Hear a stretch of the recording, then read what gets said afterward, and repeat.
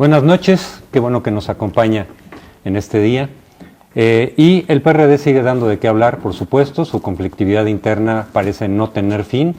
En este fin de semana finalmente eligieron a su nuevo dirigente nacional, un asunto que se veía bastante espinoso, bastante complicado. Y a final de cuentas el sábado lo iban a resolver, pero lo resolvieron el domingo de la siguiente manera. Jesús Zambrano, como dirigente nacional, él es el número 2 del grupo de los Chuchos, con lo cual en general la dirigencia queda en manos de los Chuchos, lo que desde ese punto de vista se puede dilucidar como una continuidad de la política del PRD. Sin embargo, la secretaria general cae en manos de Dolores Padierna, este grupo muy cercano al PG, y ahí hubo pues precisamente mucho jaloneo porque la idea es de que la Secretaría General quedaría en alguien de Marcelo, Díaz Peter, alguien de confianza de Marcelo, en cuyo caso las corrientes o los representantes de López Obrador hubieran quedado totalmente fuera.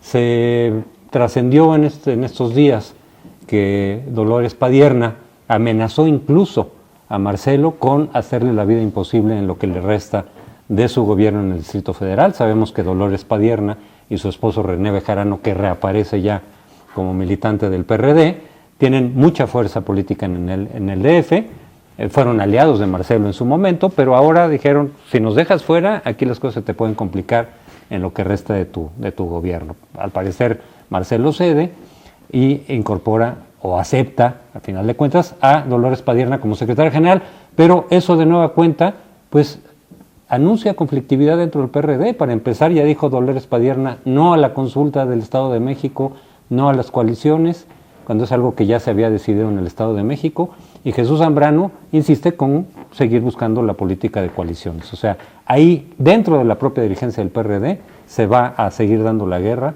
por la candidatura presidencial de López Obrador por un lado y Marcelo Ebrard por otro lado. En casi cualquier partido esa solución de una corriente se queda con la presidencia y la otra con la Secretaría General, hubiese una solución de compromiso. Sin embargo, en el PRD efectivamente lo que vemos es que con una asimetría, porque pierde la corriente de Dolores Padierna respecto a la de los Chuchos, que reafirman que son la corriente mayoritaria en el aparato del partido, no sé si en la base, pero bueno, la conflictividad está ahí y hay visiones tan profundamente contrastantes como el tema de la consulta. Lo primero que dijo Dolores Padierna es, bien, esta dirigencia va a durar mientras no entremos a temas conflictivos, y creo que es el día 27 de la consulta, por tanto, la luna de miel durará algo así como 7, 8 días. Hoy mismo ya empezaron a confrontarse sobre ese tema. Desde ayer ella gritó Obrador, lo cual no sé qué grado de autonomía tenga el árbitro al momento que llame también a Marcelo y decir, oiga, usted está de un lado, no garantiza una equidad. En fin, no parece que hayan solucionado nada.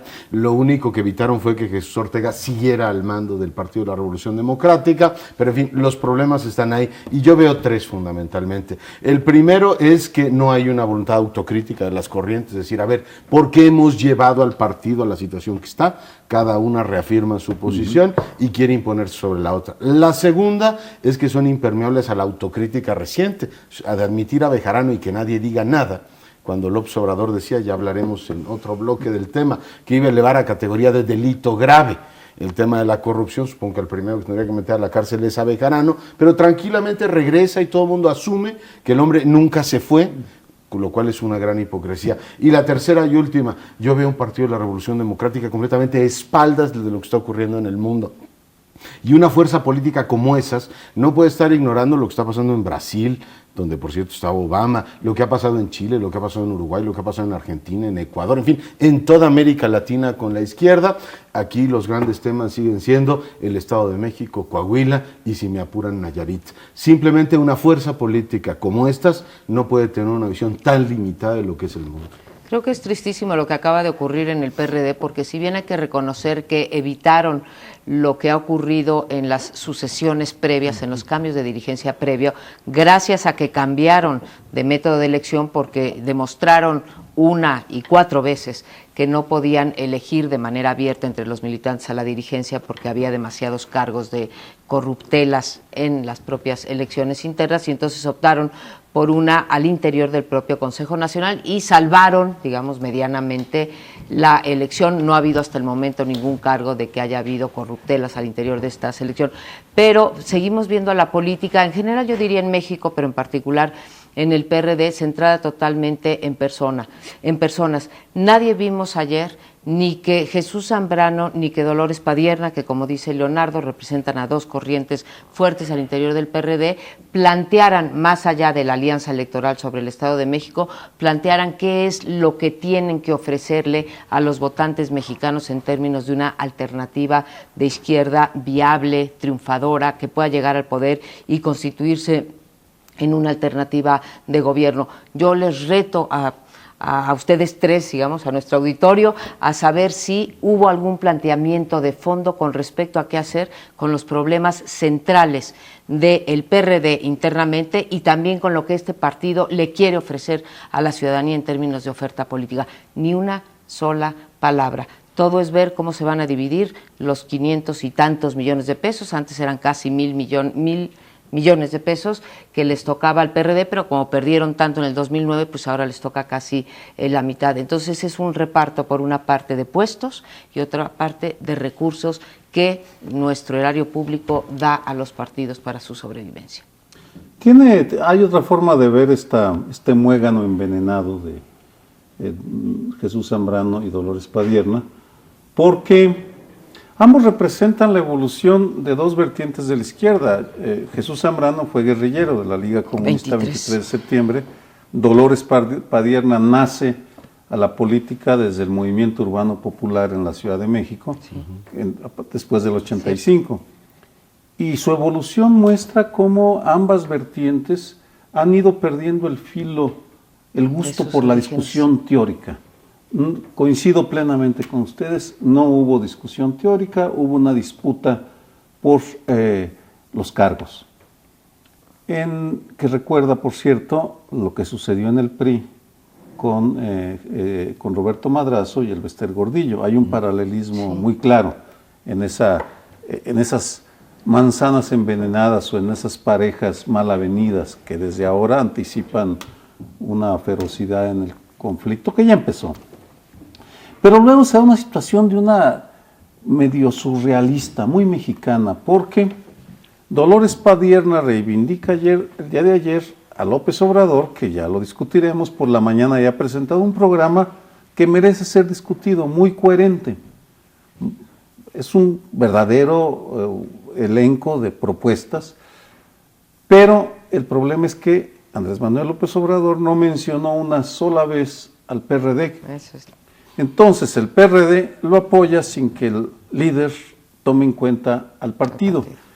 Marca una fractura que va más allá de las personalidades, porque muestra uno de los puntos no resueltos de la izquierda mexicana: el partido, el aparato partidista, el líder carismático y el movimiento social. Una izquierda realmente juntada un poco a la fuerza, no un poco, juntada a la fuerza, pero sin una coherencia y que la haga ser una fuerza, una alternativa real al momento de crisis que vive el país. Sí, y lo que sucedió este fin de semana no ayuda a esa unidad. Lo que se había estado buscando era a alguien, se había buscado a Lázaro Cárdenas Batel como alguien neutral que podría conciliar las diferentes corrientes, como por encima, digamos, de la pugna por la candidatura presidencial. No aceptó, por las razones que haya sido, pues precisamente preveía yo creo que esa conflictividad tan fuerte, y entonces queda el partido repartido entre las dos corrientes que están en pugna. Es decir, se buscó alguien por encima para lograr una cierta unidad, una cierta imparcialidad de la dirigencia nacional en la contienda por la candidatura presidencial, y más bien la contienda entra dentro del propio dirigencia, y en la propia dirigencia ahí ya se empezó a dar. Decías tú, va a durar muy bueno, ya empezaron. Hoy mismo sí. Dolores Padierna dijo que no a las coaliciones. Desde ayer, sí. Desde ayer mismo, hoy lo han repetido, y Zambrano, no, pues claro que sí, nos vamos por las coaliciones, etcétera. Entonces, ese punto sigue siendo de conflicto, pero dentro de la propia dirigencia del PRD, y pues, más bien lo que habría que preguntar no es cuánto dura la cuánto va a durar la luna de miel, duró unos cuantos minutos quizá, Si más son- bien cuánto va a durar. O si se va a consumar el matrimonio, más bien. Más bien, exacto. Porque no parece una dirección que tenga una idea de hacia dónde va el partido. Lo primero que dijo Dolores Padierna antes de ser secretaria general es: el único punto de discrepancia que tenemos, o el principal, no el único, es el tema de las alianzas. Y Chucho Zambrano dijo: nosotros vamos por alianzas. O sea, con lo cual es una cosa absolutamente surrealista. Lo que hicieron fue prolongar una bronca que está ahí. Y básicamente es la línea política de López Obrador frente a la dirección del Partido de la Revolución Democrática. Bueno, en el trasfondo está, digámoslo con toda claridad, la disputa, una disputa profunda y feroz por la candidatura de la izquierda a la presidencia de la Ese es el República tema, en ¿no? 2012. Ese es el gran tema. Ahora, ojalá que la única diferencia fuera esta de la política de las alianzas, pero si nos hacemos cargo de la historia reciente del PRD, va mucho más allá que nada más la política de alianzas. Está desde cómo actuar, por ejemplo, frente, si reconocer o Al no gobierno. al presidente constitucional, si cooperar o no con otras fuerzas políticas dentro del Congreso. Andrés Manuel López Obrador o la fracción comandada por Andrés Manuel López Obrador, no importa si era del PT, de Convergencia o del PRD, han tomado una línea de boicotear de manera sistemática los trabajos legislativos. Entonces, es toda una concepción de la política y no solamente de la política electoral lo que se está jugando ahí, y también pensar que quiénes son los damnificados en esta última elección. Marcelo Ebrard, que se perfilaba como el posible mediador entre las dos corrientes, pues aparentemente no pudo meter a quien él pensaba que podría ser un balance e inclinar la política electoral Ríos más Peter. a Armando Ríos Peter. Se nos acaba el tiempo, pero yo creo que de haber insistido Marcelo Ebrard en mantener a Díaz Peter, Ríos Ah, sí. Peter. ¿Díaz Peter o es Ríos? Ríos. Ríos Peter, Peter. perdón, ya hubiera implicado una ruptura con López Obrador, cosa que Marcelo ha evitado hasta donde sea posible, a ver Jugó hasta más bien cuándo. el papel de equilibrador, ¿no? Así es, bueno, pero esto hubiera implicado ya una ruptura por dejar totalmente fuera a las corrientes que representan a López Obrador. Pero regresamos en unos minutos al siguiente segmento. Y ya nada. Bueno, y seguimos con la problemática de la izquierda en México y los dilemas que está sufriendo. Este mismo domingo, mientras la dirigencia del PRD resolvía quién sería el líder formal del partido, Andrés Manuel López Obrador presentó en el Auditorio Nacional su nuevo proyecto de nación de cara al 2012. Ya adelantaba Sergio en el bloque anterior que era notable que no hubiese mencionado a Andrés Manuel López Obrador en todo el evento a su partido, ese partido del cual pidió una licencia que no está ni siquiera prevista en los estatutos, pero que dijo que se alejaría mientras siguiera el Partido de la Revolución Democrática en la política de alianzas. Bueno, pues no lo mencionó durante todo su discurso y su presentación del proyecto. Está claro que su partido, el Partido de la Revolución Democrática, no contribuyó en nada a esa oferta que él está haciendo a los electores en el 2012 o a los ciudadanos mexicanos. La otra cosa que me parece que resalta es no solamente el acompañamiento en el evento de las dirigencias del Partido del Trabajo y de Convergencia, sino que dice claramente, cito textual: no les quepa duda, el Movimiento Regeneración Nacional, Morena, va a participar en el 2012 con su candidato a la presidencia. Más claro creo que ni el agua de que en caso de que pudiera surgir un candidato alternativo, pues simplemente Andrés Manuel López Obrador tomará su curso y se lanzará él con el candidato. Da cifras impresionantes, hay que reconocerlo, habría que checarlas si son ciertas. Tiene comités municipales en 2.000 de los 2.500 municipios. No habla, como en otras ocasiones, de 4 millones de afiliados, habla de muchos menos, no habla de esos 20 millones de votos que en días pasados había mencionado, pero sí plantea un programa, no sé ustedes qué opinen, muy parecido, yo diría rasurado, pero muy parecido al que presentó ante la sociedad en el 2006, ¿no? No menciona al PRD precisamente porque él está lanzando como plataforma básica a su movimiento, es decir, ese es su movimiento, él lo ha dicho, ¿no? El movimiento soy yo, y el movimiento trasciende al PRD, puede incluir al PT, puede incluir a Convergencia, a otras organizaciones de la izquierda social, pero lo que está diciendo, de nueva cuenta, así lo leo, a mucha gente no le gusta, a muchos cercanos a él. Es decir, él va a ir en la boleta con PRD o sin PRD, y eso es lo que está diciendo, y ahí está el programa, y por eso no menciona. Es decir, este es el movimiento que trasciende al PRD. El PRD quiere sumarse a este movimiento con este programa, qué bueno, bienvenidos. A mi movimiento. No quiere, entonces por fuera se va el PRD o lo que sea. El movimiento va a estar presente en la elección conmigo como candidato. Ese es el mensaje, no hay vuelta de hoja. Y en cuanto al programa, hay una cosa que habría que señalar, que creo que se ha dicho poco. Podemos estar a favor o en contra, o a favor de algunas cosas y en contra de otras. Para mucha gente es un programa que sí implicaría un cambio importante en el país, en la política económica, en contra de las mafias que manejan la economía, la política, etcétera. De todas maneras, suponiendo, cosa que sigo viendo yo también bastante difícil, que López Obrador pudiera ganar la presidencia en 2012, no va a tener mayoría en el Congreso.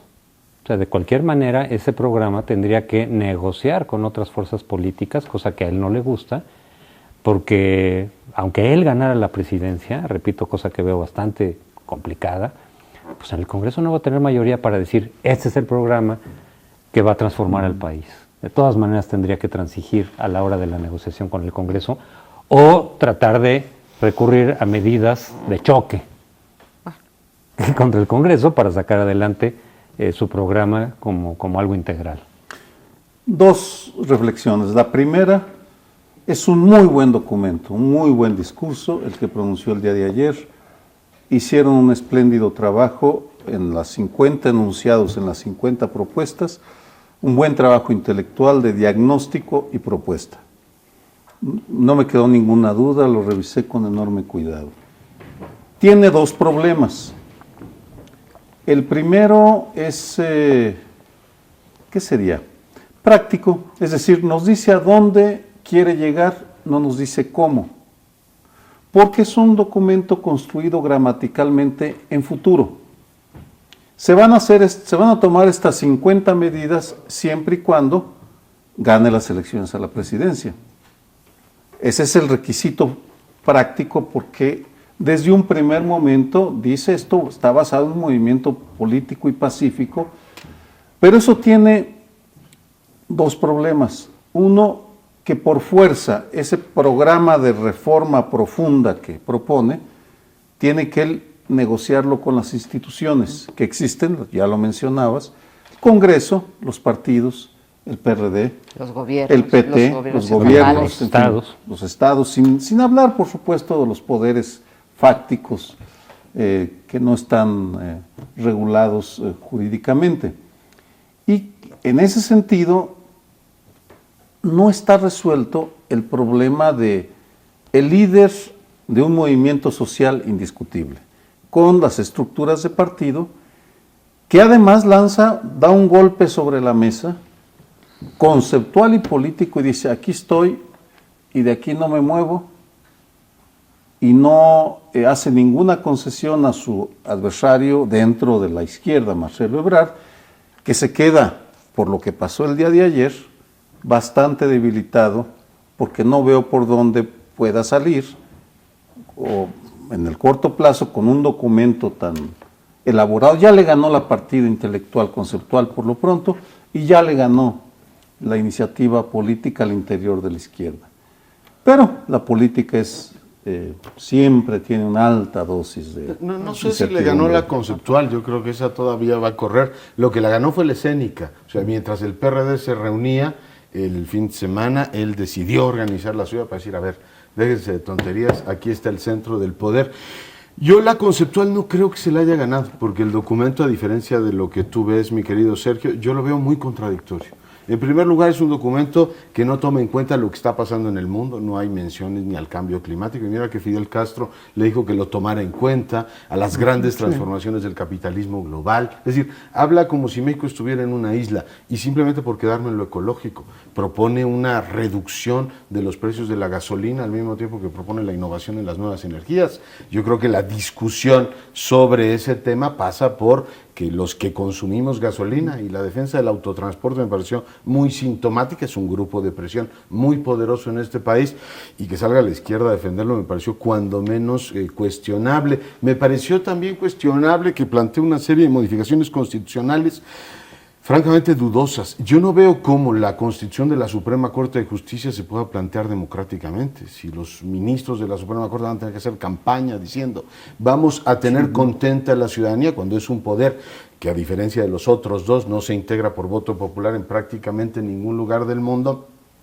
así te lleva naturalmente a una especie de callejón sin salida conceptual, igual que la revocación del mandato. Si tú planteas en este país una revocación de mandato cada 3 años, vamos a tener una elección en 2012 y del 12 en adelante campaña para revocar el poder del presidente. Imaginamos que sea él, el presidente de la República, en el 12. Vas a tener a todo mundo haciendo campaña el 2015 para ver si López Obrador o Perico, el de los palotes, quien sea presidente de este país, se vaya. Yo creo que si leemos la historia del 19 y vemos que una buena parte de la inestabilidad se derivó de cómo derribas al presidente, una buena parte del 20 fue lo contrario, no hemos encontrado un equilibrio. Yo creo que conceptualmente esto de la revocación del mandato como elemento central de su propuesta se cae. Yo no vi cosas muy nuevas, salvo una que me pareció deslumbrante y que yo tomaría para la discusión, que es el derecho constitucional al Internet. Ahí sí López Obrador se pone, no sé quién le filtró esa, pero está muy bien planteada, el derecho, o sea, ligarlo como parte del derecho a la información, el que, como sucede en Finlandia y en otros países, tú garantices que el Estado, a propósito de la guerra de los monopolios y hacia dónde debe ir la convergencia, se dé como un derecho constitucional el acceso a Internet, que me pareció, insisto, francamente deslumbrante, pero en el plano conceptual creo que los 50 puntos van chocando uno con el otro y si se desmenuzan, por supuesto, pueden dar lugar a una buena discusión. Lo que no creo es que él quiera discutir. Él anunció que esos eran los proyectos y el auditorio le aplaudió. Yo creo que debe ser siempre bienvenido por parte de un político un discurso que esté lleno de contenido y de propuestas y de una oferta que realmente nos permita a los electores decidir por qué tipo de proyecto te vas. En ese sentido, pues bienvenido, uno puede estar o no de acuerdo. Yo encuentro como Leonardo, uno, que no ha ganado ninguna partida todavía conceptual, en primer lugar porque todavía falta que los candidatos, él sabemos que ya es un candidato, falta que se definan el resto de los candidatos y creo que tendrán también buenos equipos de colaboradores para plantear ofertas de gobierno que pudieran ser contrastadas las unas con las otras. Y también me parece que sí es contradictorio. Encuentras cosas como desde la construcción de 6 refinerías, cuando hemos encontrado que incluso desde la perspectiva, desde la izquierda hasta la derecha, se habla de que esto no es rentable y que lo único que vamos a seguir haciendo es tener que subsidiar el precio de la gasolina, hasta derechos, qué bueno que pongan el derecho a Internet, yo creo que deberían de pugnar cualquier gobierno por una política pública en la que todos tuviéramos acceso al derecho al Internet, pero también me problematiza porque nuestra Constitución está llena de derechos, como todos sabemos, desde el derecho a la alimentación hasta el derecho al empleo, y simplemente no hay instrumentos. Yo quisiera un poquito menos de derechos y más instrumentos en manos de los ciudadanos para poderlos hacer valer. En ese sentido, cuando dices, plantea 50 acciones, muchas de las cuales con las cuales podríamos estar de acuerdo, pero también nos dices tú, Sergio, no entra a los comos. En las democracias y dada la convergencia que hay entre proyectos, incluso entre proyectos de centro izquierda y de centro derecha, lo más importante son los comos. Y creo que deberíamos de introducir, parte de nuestro trabajo debería decir, exigirles a nuestros oferentes políticos en que nos digan cómo van a lograr las cosas que ellos quieren, porque creo que ahí está el quiz. Una primera reacción que por supuesto será insuficiente ante el... Primero es se adelanta conceptualmente, sí, porque si uno compara lo que sucedió en el PRD, en donde no hubo la más mínima discusión conceptual, que yo vea, sí, ahí está un planteamiento que podemos empezar a desmenuzar. En segundo lugar, se aleja de la retórica política que caracteriza toda la etapa del desafuero hasta hace unos meses y hace un mensaje que ya está lejos de la descalificación. Creo que solo menciona al espurio en 1 o 2 ocasiones, Y la lucha habla de contra la el mafia, narco, sí, nada habla más. de la mafia en una o dos ocasiones, porque es su... De la maestra. de la pues. maestra, Sí, pero su por lo sello. general intenta trascender, matiza el tema del combate a la inseguridad, por ejemplo, dice un aspecto fundamental en el debate que tenemos de la seguridad, es responsabilidad del Estado dar seguridad a la población, por tanto de ahí se deriva que el principal riesgo en estos momentos es la guerra, es decir, tiene, sin querer convertirme de manera automática en un glosador de elogios a ese discurso, sí lo veo como un punto de partida para confrontarlo con otras propuestas y desmenuzarlo y criticarlo. Muy bien, pues con esa reflexión nos quedamos porque se nos acabó el ¿ya se tiempo acabó? para seguir discutiendo el Caray, proyecto qué de Andrés rápido. Manuel López Yo Obrador. creo Qué que es un rápido buen se fue, saque, ¿verdad? digo, hay Bueno, que discutirlo. Hay que discutir. pero tendremos oportunidad aquí en primer plano. Quédese con nosotros, vamos a un tercer bloque también interesante. Es que se mueve al centro. Bueno, y seguimos platicando de la política nacional. Yo les propongo que en este bloque hagamos un análisis que pase de lo teórico y lo general, lo que es la práctica de gobierno del PRD en la Ciudad de México. Es muy útil cuando se habla de modelos policíacos y de políticas sociales y la forma que se van a relacionar con el sector privado. Es muy útil no solamente ver lo que dicen que van a hacer, sino lo que hacen constantemente. Y aquí en la Ciudad de México hemos encontrado un modelo que, digamos, discrepa teóricamente de lo que el PRD dice a nivel nacional. Por ejemplo, este tema de las privatizaciones que tanta urticaria genera, resulta que en la Ciudad de México es una cosa bastante frecuente. Por ejemplo, y sin ir más lejos, la Asamblea Legislativa decidió recalificar un terreno en Santa Fe, 12,000 metros cuadrados, y entregárselo a la iniciativa privada.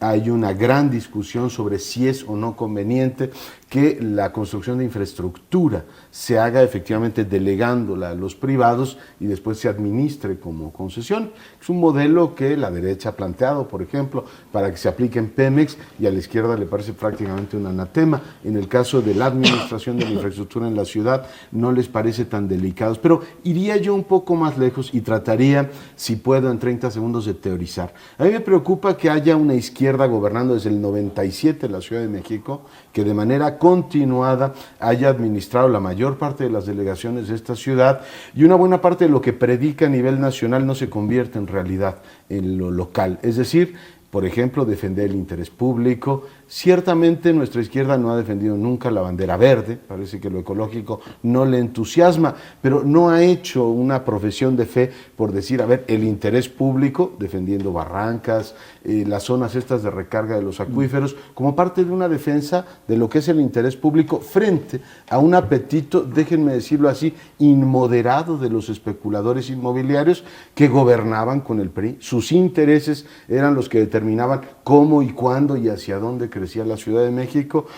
Llevamos muchos años de democracia, insisto, del 97 al 2011 en el que estamos, y esos intereses en esta ciudad no solo están intactos, ahora disfrutan de una especie de protección de un gobierno que dice no solamente que la recalificación de terrenos es algo válido, sino que una buena parte de las obras públicas y del esfuerzo que hace esta ciudad es para darle viabilidad a los otros desarrollos inmobiliarios. Yo creo que hay una contradicción colosal.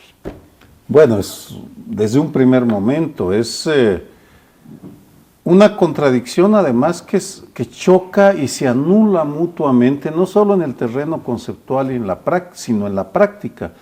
Porque por un lado sí ha habido, yo no soy tan negativo en el compromiso ambiental en la Ciudad de México, en el resto del país estaría de acuerdo, pero sí ha habido algunas medidas, el Metrobús, la nueva línea del metro, las bicicletas que están popularizándose en diferentes lados, pero esos avances chocan de manera brutal con iniciativas totalmente absurdas o poco comprendidas, como la Supervía Poniente, la especulación que se hace en Santa Fe, la creación de autopistas, el segundo piso del periférico, que no queda bien claro por dónde va. Es decir, el gobierno de la Ciudad de México sí oscila entre la nostalgia del negocio fácil, que es el cambio del uso de suelo, de las licencias, con la prédica de un ambientalismo que a veces cuaja en algunas medidas, pero que no parece articularse en una visión de futuro y que, por tanto, desconcierta y lleva a que los perfiles de gobernantes como Marcelo Ebrard naufraguen en el océano de la ambigüedad. Yo creo que en términos de planeación urbana, yo entiendo que una ciudad tan grande como la Ciudad de México tenga que estar en constante movimiento, incluso en constante construcción. Eso pasa en las grandes ciudades. Pero uno sí se pregunta qué planeación urbana y qué principios, qué valores se están poniendo por encima de otros. Y ahí creo que es donde entra lo que dice Leonardo en términos de la voracidad y del apetito de los desarrolladores inmobiliarios, ¿sí? Y aquí, lo siento mucho, pero creo que no tienen la culpa los desarrolladores inmobiliarios, sino el que los hace compadre, o sea, el jefe de gobierno o los jefes delegacionales, ¿sí? Y uno sí se pregunta, y si se va para atrás, a partir de los gobiernos del PRD, los del PRI, por descontado que lo hacían así, de dónde salen los grandes también recursos para las campañas. No se nos olvide las críticas que se hicieron a Andrés Manuel López Obrador también durante su gestión, cuando se decía que se cambiaban los famosos sacos de cemento para construir el segundo piso, una obra que nunca supimos, hasta la fecha está, digamos, resguardada la información sobre qué ocurrió con esa obra, no es de acceso público porque la pudieron resguardar, y ahora pasa lo mismo, y pasa, como escribía yo el otro día un artículo en el periódico Reforma, cuadra por cuadra, predio por predio, colonia por colonia, delegación por delegación, ¿sí? En esta ciudad ni hay transparencia, ni se ha promovido que sea, digamos, a pesar de las ecobicis, que son cosas que yo creo que hay que recibir con beneplácito, se sigue beneficiando el transporte privado por sobre el transporte público. Eso también desde Andrés Manuel López Obrador se construyó, no se construyeron líneas de metro, se construyó un segundo piso del periférico que a quién beneficia, a nosotros que tenemos coches, pero no al transporte público. Entonces ahí sí hay cosas muy contradictorias y sobre todo hay cero rendición de cuentas. Sobre el uso de los fondos. El desempeño en la capital va a tener implicaciones políticas, desde luego. Por un lado, sí creo que las simpatías posibles que pueda tener Marcelo Ebrard, algunas de ellas las está perdiendo con políticas como las que han señalado ustedes, por lo menos dentro de la capital. A lo mejor hacia afuera, pues los criterios y las consideraciones para apoyarlo o no apoyarlo, en el caso de que fuera candidato presidencial, quizás sean otras. Pero esto puede tener también consecuencia política dentro de la capital para el proceso de renovación del gobierno capitalino. Que el PRD no las tiene de todas ya en la capital, es decir, ha sido uno de sus principales bastiones desde el 97, pero si nos fijamos en cómo es la evolución electoral del 2006 al 2009, la votación del PRD cayó dramáticamente, mientras que la del PRI subió significativamente, aunque no tanto para disputarle distritos o delegaciones, pero la diferencia ya fue muy pequeña. Si el PRD se descuida en lo que queda de su gestión de aquí al 2012, en políticas que están afectando a ciertos grupos que pueden ser importantes, y desde luego si no cuida una candidatura que sea aceptable, que sea atractiva, pues no tiene garantizado el triunfo en 2012, y el PRD tiene que ponerse con mucho cuidado, porque si no se le puede ir de las manos. Y sobre todo ahora que el PRI fichó a Juanito, a lo mejor tiemblan por eso. Pero hablando totalmente en serio, a mí lo que me resulta absolutamente increíble es que se diga que una ciudad que tiene los recursos que esta tiene y que es gobernada por la izquierda no puede administrar parques deportivos en beneficio de las personas. De Azcapotzalco que tanta polémica generó es, como no se puede mantener y es un desastre porque lo público no lo cuida nadie en este país, entonces lo vamos a privatizar. En Santa Fe el discurso fue el mismo. El parque va a estar muy feo, no hay quien lo riegue, entonces mejor lo privatizamos y se lo damos a un señor para que le saque provecho. Que en una ciudad como la nuestra no le podemos exigir un gobierno de izquierda que además de repartir dinero y generar clientelas, genere bienes públicos y que le permita a los trabajadores de cualquier zona de la ciudad decir, aquí están estos deportivos para que tú y tu familia practiquen el deporte, aquí están estos espacios para tu recreación.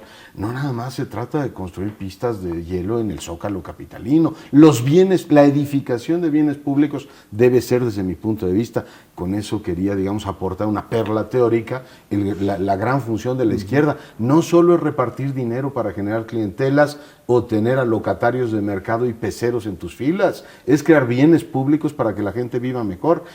Y yo creo que cuando la izquierda renuncia a eso, a cambio de darle a los privados beneficios enormes, y si me permiten un minuto, no quisiera alargarme, referirme al tema de la supervía. Si los desarrolladores de Santa Fe pretenden hoy, miren que yo me he mostrado a favor de la supervía, hoy empiezo a dudar. Son los que han puesto sobre la mesa. Ahí es donde me pregunto, ¿dónde está el interés público? El que todavía está a la mitad del desarrollo de Santa Fe y requieren de la dichosa supervía para que sus negocios sean rentables y por tanto sus desarrollos inmobiliarios se vendan a los precios que pretendan y la gente no diga, no, ir a vivir allá está horrible porque hay mucho tráfico. Decir, oiga, eso es lo que, o sea, la política pública de la ciudad son los bolsillos de los desarrolladores inmobiliarios o el interés público. Yo ya lo empiezo a dudar, francamente. Es que estás mostrando una de las grandes, me parece, contradicciones de lo que es la política urbana en este país y en particular ahora en la gestión de Marcelo Ebrard. Buscan soluciones para un problema que ellos crearon, violando la legalidad, en lugar de echar para atrás esa violación de la legalidad y no tener que recurrir a ese tipo de soluciones. ¿Te puedo hacer una pregunta de 15 segundos? O sea, van a desarrollar estacionamientos en Polanco para que los restauranteros estén tranquilos, en vez de decir, oiga, ya no cabe un restaurante. En vez de decir, vamos a hacer una moratoria o vamos a exigir que esos restaurantes o establecimientos mercantiles que ya están puestos allí cumplan con los requisitos que le marcaba, vamos a cambiar mejor la tabla de usos o vamos a hacernos de la vista gorda, pero eso sí les vamos a dar los estacionamientos. Lo mismo opera, esto a un nivel chiquitito, es mucho más importante y afecta a muchas más personas la supervía, panista, ¿no? Pero hiciste, y esta es una delegación panista, sí, encabezada por Demetrio Sodi de la Tijera. Aquí siempre hay, que es otra cosa que no se puede resolver en la planeación urbana, ¿sí? Hay responsabilidades delegacionales y de la ciudad, de las autoridades capitalinas, que siempre se cruzan entonces la bolita. ¿Quién es el culpable? ¿El delegado de Azcapotzalco, de Miguel Hidalgo, de donde sea, o el jefe de gobierno? ¿Sí? Ahí nos pasa eso de quiénes son los responsables de la política urbana. Y en el fondo vuelve a salir el drama de la izquierda mexicana. Se mueve por consignas y es incapaz de articular políticas de Estado de largo plazo. Hago dos comparaciones que son relevantes pensando en dos izquierdas totalmente diferentes. La izquierda italiana que alguna vez, el Partido Comunista Italiano, que alguna vez fue modelo en Europa y en el mundo, basó su desarrollo en la administración ejemplar de las ciudades, de las grandes ciudades italianas. Fue extraordinario lo que hicieron. La izquierda brasileña basó buena parte de su éxito en saber cómo gobernar, para lo cual inventó los presupuestos participativos. Antes de llegar al gobierno federal, lo era mucho antes, es cierto, claro. Gobiernos locales, ambos desarrollaron una estrategia de largo plazo, muy bien pensada y mejor instrumentada que tenía. Yo recuerdo, estudié los casos, escuelas de capacitación técnica, etcétera, para poder ser eficaces y ser un modelo de lo que serían de llegar al poder. Uno nunca llegó, la izquierda, el Partido Comunista, el otro sí llegó. ¿Cómo reduces desigualdades con los gobiernos locales, no? Sociales. Pero en fin, tenemos que ir a una pausa, volvemos, no se vaya. En mi tierra, Jalisco, había un término, el verbo empicarse, que quería decir que se engolosinaba uno con los temas, y ya llevamos 3 hablando de la izquierda o de las izquierdas. Podríamos seguir, creo que algunos más, pero ya basta. Ahora pasemos con pues una victoria del presidente Felipe Calderón. Logró correr al embajador de Estados Unidos, al incómodo, a Carlos Pascual. En mi interpretación es una forma de eliminar al mensajero incómodo que le recordaba lo que está mal en su gobierno, y también una forma muy fácil de evadir su falta de compromiso para defender los intereses mexicanos en Estados Unidos frente al contrabando masivo de armas que no cesa y a la falta de medidas efectivas de Estados Unidos. Es decir, en lugar de interponer demandas en contra de quienes permitieron que fluyeran las armas de manera ilegal y clandestina con autorización de Washington, pues corre el embajador.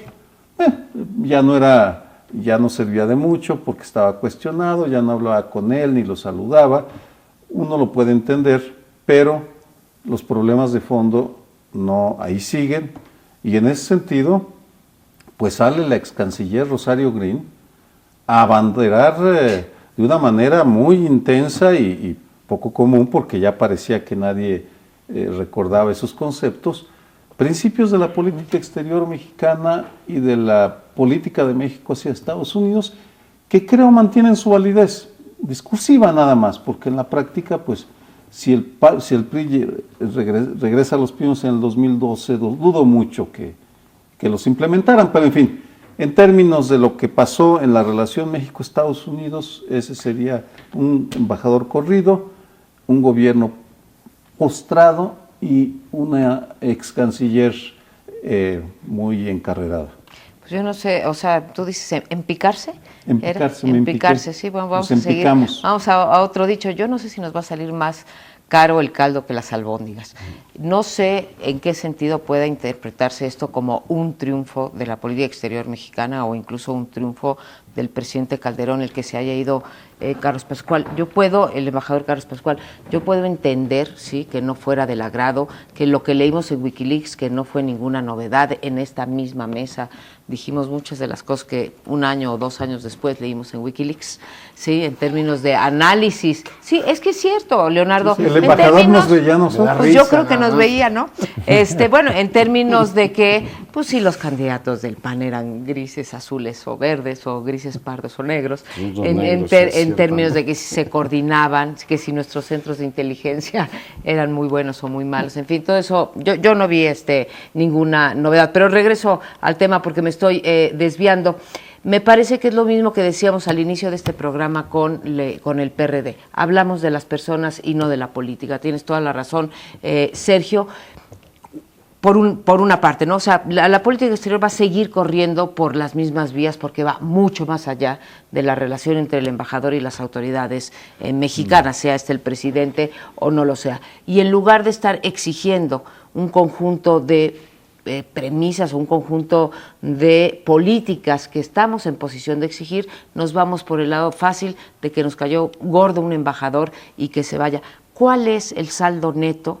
Porque no se nos olvide que también los senadores y los diputados de todos los colores, de todos los partidos, han salido a cantar albricias porque se fue Carlos Pascual, no fue nada más el presidente Calderón, ellos se sienten ganadores de que se haya ido Carlos Pascual.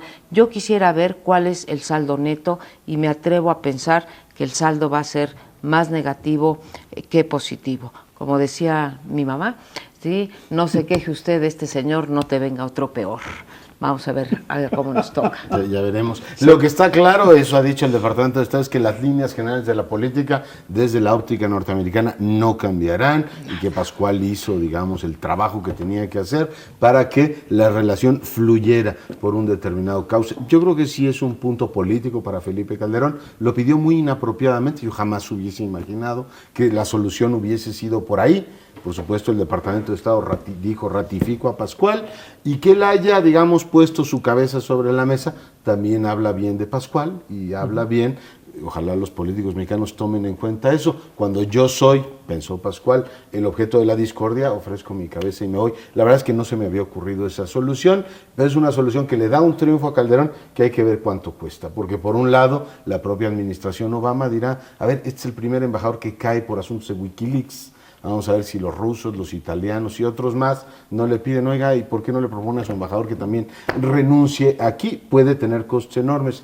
Y por el otro lado vamos a ver los republicanos cómo ven esto, decir, oiga, ahora resulta que nuestro embajador se va porque el presidente de México de mala manera se lo pidió, además de que nos vino a regañar en marzo, ¿se acuerdan aquel discurso frente al Congreso? Ahora resulta que se van porque el señor se enoja. Sí puede tener costos Tú enormes. estás asumiendo que se va porque lo pidió el presidente Calderón, ¿no? Yo creo que se va porque él dice, si yo ya no soy un interlocutor válido, yo, Carlos Pascual, me voy. Y último punto, a mí me encantaría que los senadores dejaran las dosis de lengua y de saliva que tanto les gusta, la tormentosa comparecencia que tuvo la canciller el jueves pasado, y nos dijeran un poquito más qué va a hacer la Cámara Alta. Si realmente les indigna tanto el tema de los sobrevuelos, que entiendo que les indigne, que digan con toda claridad que a partir de ahora toda la información de inteligencia táctica y operativa tendrá que ser informada a una comisión senatorial regida por una serie de elementos, igual que está regida la de ley de inteligencia, que es una cuestión bicameral. No se atrevieron a asumirla completamente,